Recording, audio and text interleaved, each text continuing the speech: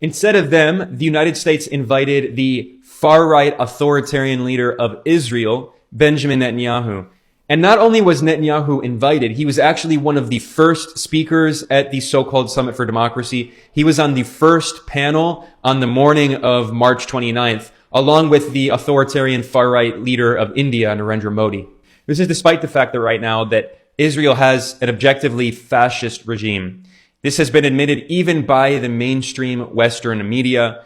Haaretz is the top newspaper in Israel. It is basically the New York Times of Israel. It's a centrist newspaper. And they published an article titled, "Israel's government has neo-Nazi ministers. It really does recall Germany in 1933.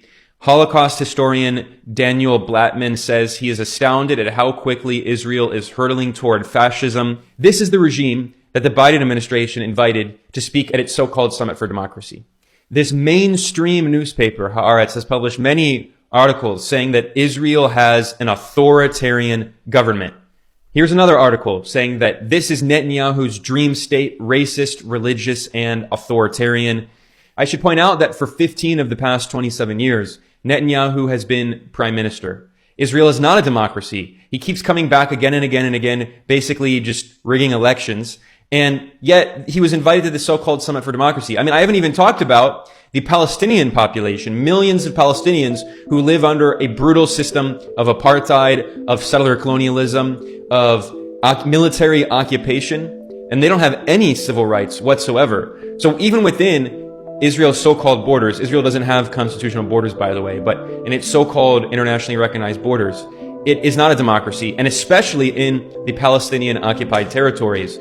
I mean, so it's an absolute joke that this authoritarian regime was invited to the so-called Summit for Democracy, but it shows that it's not actually about democracy. It's the summit of U.S. allies for the new Cold War.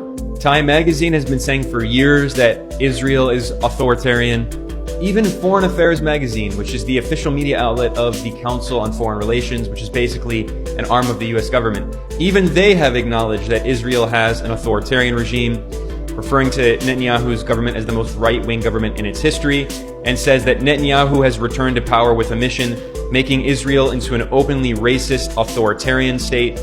In a report on a fascist member of Netanyahu's government, a minister who claims that the Palestinian people don't exist, even the Associated Press admitted that Benjamin Netanyahu's attempt to destroy the independence of the judicial system will upend the country's system of checks and balances and push Israel toward authoritarianism. Britain's state media outlet, the BBC, has been reporting on the massive protests in Israel going on against Netanyahu's authoritarianism, and also admitted that Netanyahu's attempt to destroy the judicial independence will bring about an authoritarian demagogic state.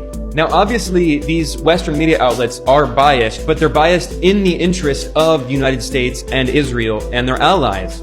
So the point I'm not praising Western media here.